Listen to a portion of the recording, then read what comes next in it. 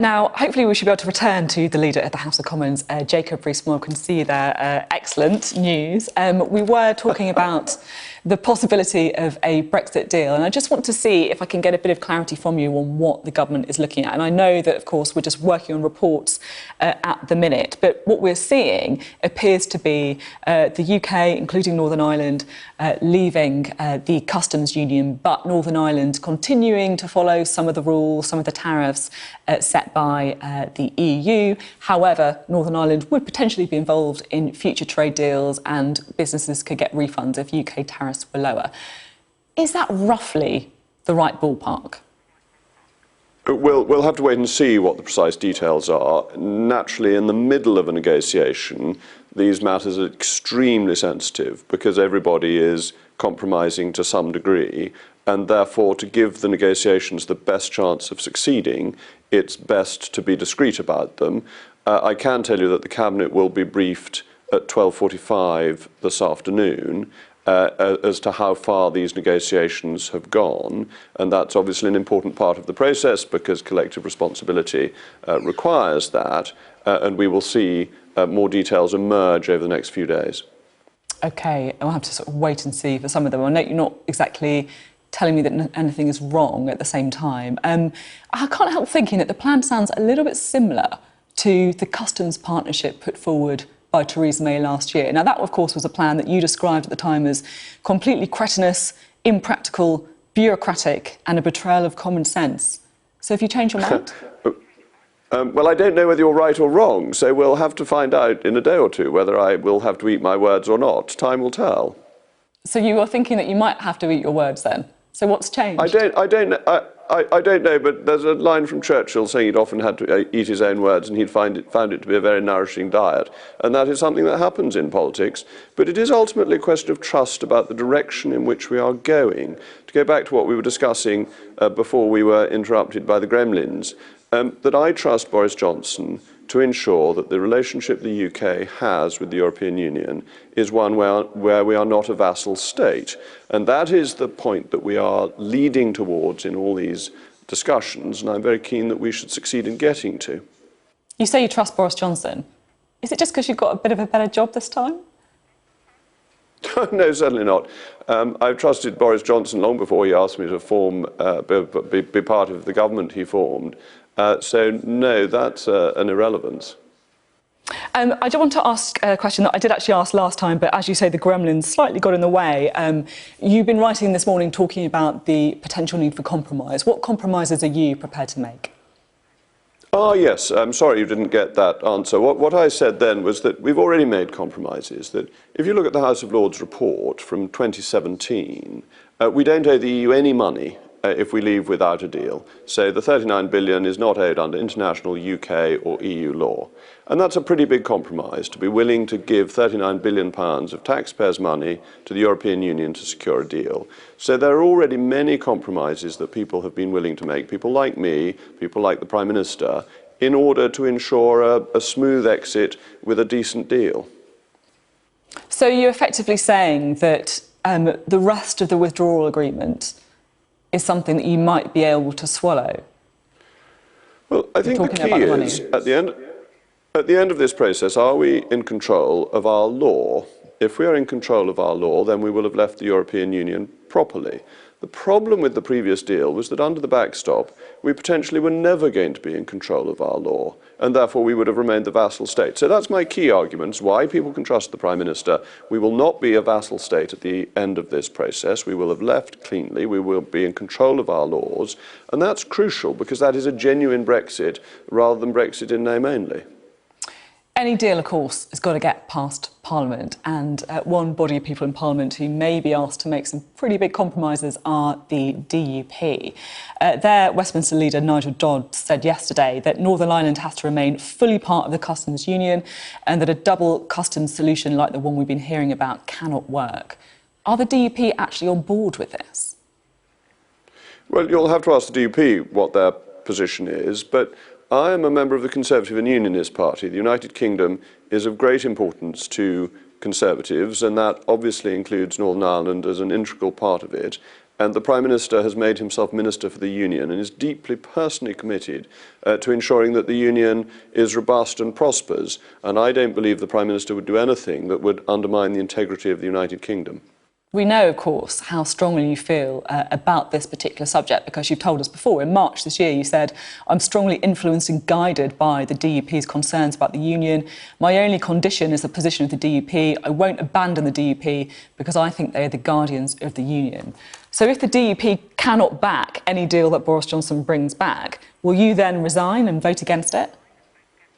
Well, I think this is extremely premature, that we don't know the details of the deal, we don't know the DUP's position, and we don't know how it will be received in the country at large. So we've got to see how the DUP react to things when we know them as fact rather than as speculation.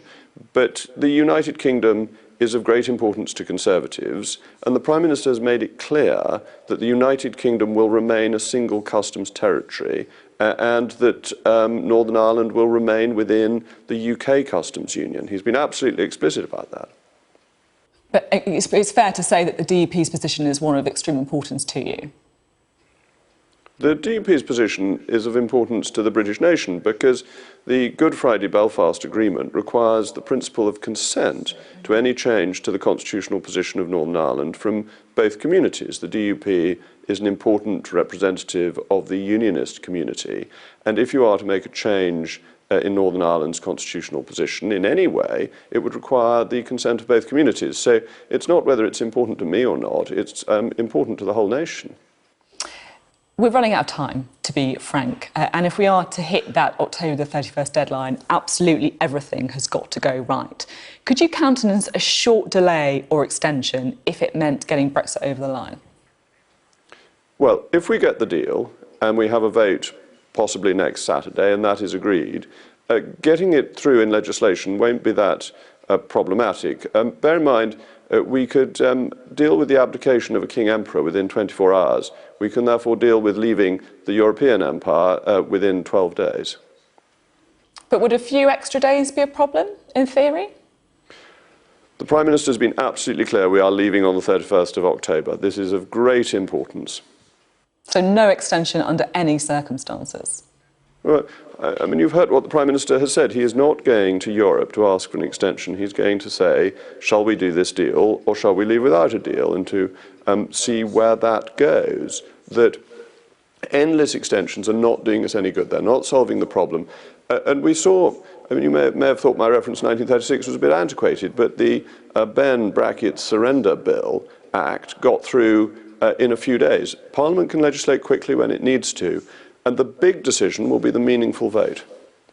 I hear you've seen the surrender bill there. You know, there has been a lot of criticism, hasn't there, about some of the loaded language that's been used in the debate. And I know that you have, personally had, abuse at yourself and your family. Don't you think we need to be a bit more careful with our language than this? I think the argument about the surrender bill is completely bogus, actually. That using terms that encapsulate the purpose of an act is completely normal and standard. And politicians all do this. So the socialists called the community charge the poll tax because they wanted to get a political point across. And it's very important to differentiate that from the type of abuse that people get on social media of threats of violence and of deep hatred. And I know this particularly happens to lady broadcasters. So I know this is a serious problem, but it's entirely different from using political terms in relation to what other politicians are doing. The John McDonnell's line about Esther McVey being lynched is a quite disgraceful thing to have said, and is something that should be stopped, simply shouldn't happen. But so calling something a surrender bill is just the normal use of language. Now, there are a couple of other things that I'm keen to talk to you about while we have you as well. I'm sure you've heard the case of Harry Dunn, the teenager killed in a road accident by a woman who married to a diplomat, has now left the UK and gone back to the US. We've learned today from the Foreign Office that they don't consider her to have diplomatic immunity. Does that mean that, in your opinion, she should now return to the UK and potentially face justice? Well, I was listening to Sky News earlier on this morning before coming on and saw your report of what the Foreign Office has said. And the Foreign Office has said that it's now a matter for the police and the Crown Prosecution Service to determine what should happen next. But I think what has been announced today is important. And one has just such sympathy for the Dunn family that nothing is worse than the loss of a child, and then to find somebody is able to use diplomatic immunity to leave the country must have been the bitterest blow. And I'm glad that developments are happening that appear to be going in the right direction. And just finally, we've seen some renewed problems in Syria with Kurdish forces coming under bombardment from Turkey. Are you worried that Kurdish fighters are now being apparently abandoned by some of their former allies in the US and also potentially the UK? Well, the government is concerned about what has happened, and of course Turkey is an important NATO ally, and the government is discouraging Turkey from taking this action, as is the United States. It is really in the hands of the Turkish authorities, and the government will continue to press them to stop doing this. Of course, there is worry for many of the communities in Syria, and the real effort must be to defeat Daesh and to prevent their terrorist cause having any further strength. OK, Jacob Rees-Mogg, thank you very much for being on the programme this morning, and thank you for you bearing with much. us Thank you. as well. Not at while we all. had a few Thank technical you. issues.